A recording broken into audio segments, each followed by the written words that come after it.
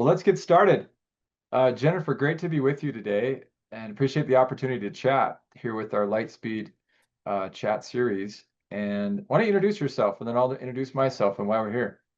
Absolutely. Thanks, Brock. My name is Jennifer Duer. I am Director of Product here at Lightspeed over our safety and wellness solutions. So I spend most of my time working with the Lightspeed Alert product and then, of course, partnering with you, Brock, on the human review team. So tell us a little bit about yourself.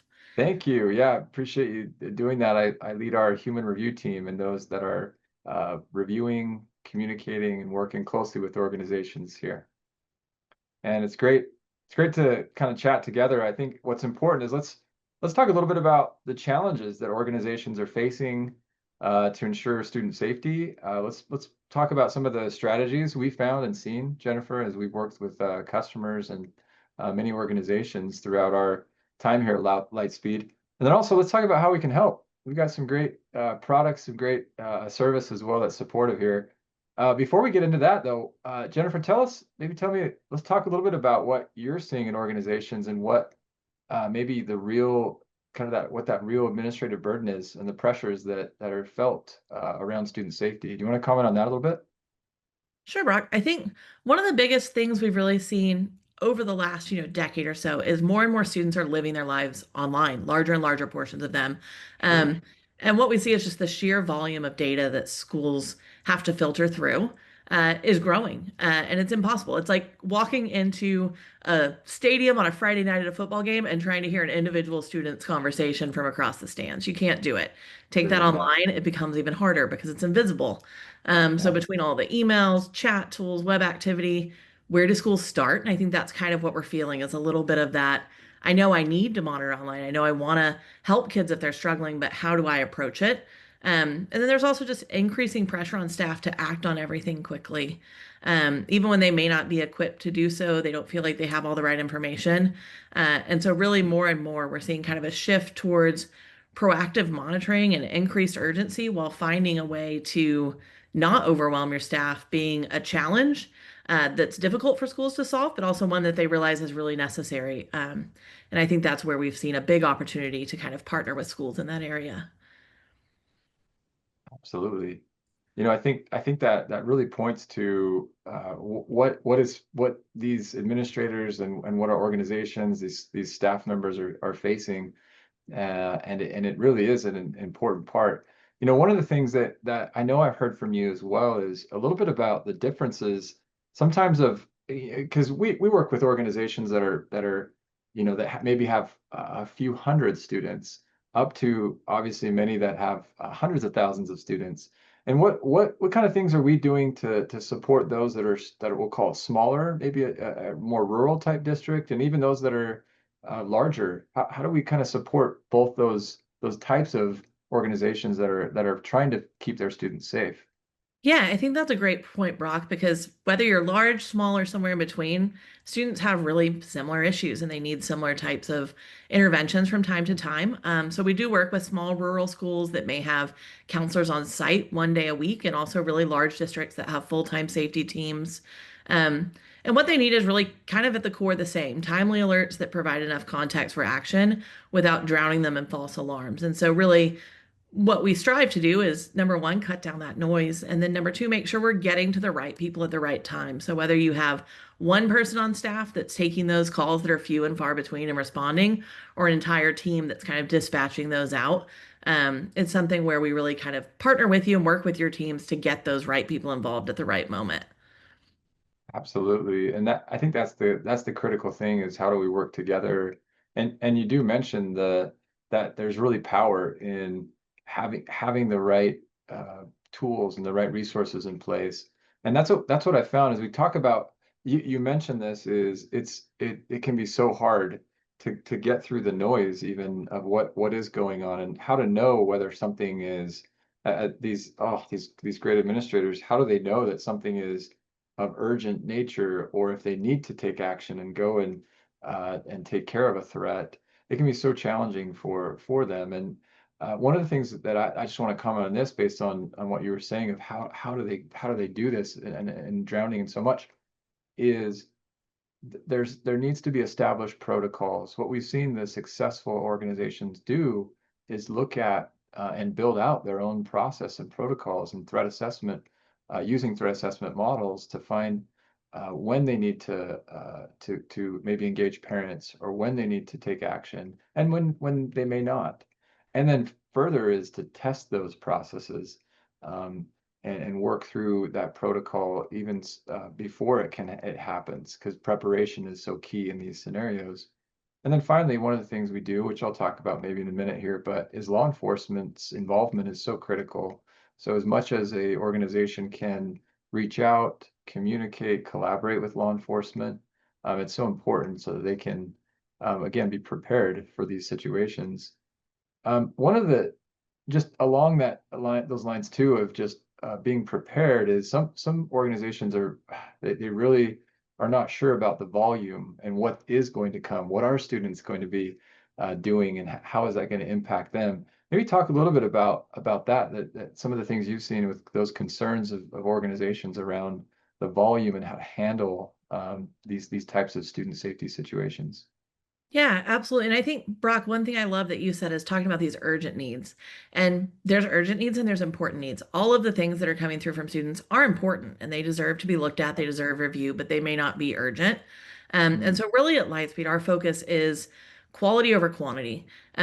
We're not the system that's going to alert on the most things. And that's good because we want to alert on what's most important and most urgent. And so we designed our detection tools to really look for patterns, context, language, and risk indicators that match real world cases, not just flagging keywords. And so, if you think about the types of things students type, searching for something about bombs in the context of World War II, not really mm. concerning. Searching for it in the context of, maybe being upset about school or wanting to harm some of your fellow students, very urgent, very concerning. So when safety teams can quickly distinguish between kind of those essay academic related activities that might sound concerning versus actual expressions of intent to harm themselves or others, it really changes everything about how they respond and prioritize. And so what we see from really a volume perspective is of all of those important things that come in, even after the AI has done its job and kind of narrowed things down, our human review team takes about 5 to 10% of those and says, hey, these really need your urgent attention. And even within that, we've got a couple different levels that I'm sure you could tell us more about. But the goal is really to help them just zero in on what needs action, while making sure that they don't miss anything. So I think, Brock, this is probably a perfect time to talk about what your team does and how your team helps kind of take some of that noise out of the picture and some of that burden out of the picture even more, as they work through things. No, I agree. It's interesting, as you said, it can be challenging to distinguish, and that's why we're here as well. I like to say we're an augmentation and a support naturally to the organizations that are using this great human review team that's going 24/7, that's reviewing, that's monitoring. And a lot of what we do is it's not just looking at a specific phrase or wording. We're looking at the context around it. As you mentioned, with technology, we're able to see some things, but that's the value of the human is we're actually looking at patterns. We're looking at prior history. We're seeing that the student, and we actually have had a recent example where a student was looking at and searching for some pretty heavy things around self-harm. And by itself, one specific alert or triggered incident may not require or warrant some communication. But as we looked at this scenario with this student and seeing past history, even in the recent past, we reached out. We gave a phone call to one of our organizations, and they were able to intervene and support this student that was actually in a crisis situation. And until you see and able to consume the context around these things, it may be a little bit harder to distinguish, as you said. And then, as you mentioned too, one of the things that's really important is that we're looking for um, those things that are sometimes hard to do with administration or hard to see as administrator because you're focused on the student, you're focused on the mental well-being and even the classroom versus trying to put all that together. So it can be hard. And that's why we also have our technology and the great work that you're doing, Jennifer, with the product team. And maybe you could tell us a little bit about how our alert product has can also support or has supported organizations. Yeah, absolutely. And so really every time we're making a change with Alert, we're focused on a few core things. Number one, how do we give smart focus signal detection, not just more alerts, but more of that clarity, more of those important and urgent things that schools need to see? And how do we really make, like you said, that context that you're looking at readily available, really clear? So letting them see timelines, context, screenshots, web history, pattern recognition, anything that takes out that guesswork. And really helps them very quickly see, is this something transient? Is it something more substantive? What action do I need to take? I think is so helpful. So really balancing kind of that visibility with manageability when it comes to student safety.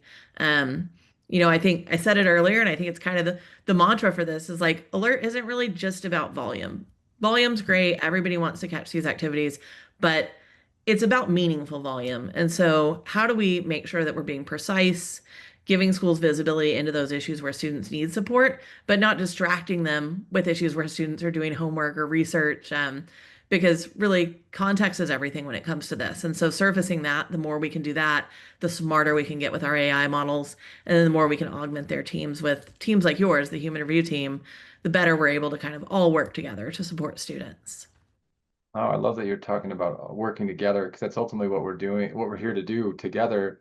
And it can be challenging with alert fatigue, burnout, something that may not be able to be seen, missed by an administrator. Again, we're here to support. And maybe as we wrap up, Jennifer, just talk about maybe any just kind of parting thoughts on how we can support and any strategies or thoughts on how we can protect and support students.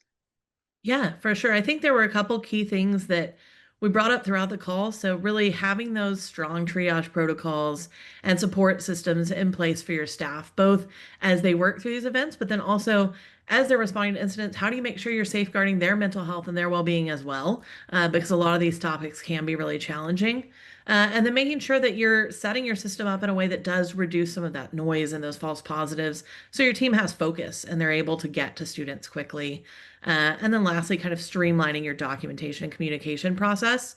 Um, as you come across student safety incidents that are valid and real and need a response, there's always kind of this duty of care afterwards to make sure you're documenting what happened and how you're responding and follow-ups and making sure that that process is supported by evidence that is easy for your team to obtain, I think is critical to making that process just less of a burden from an administrative perspective.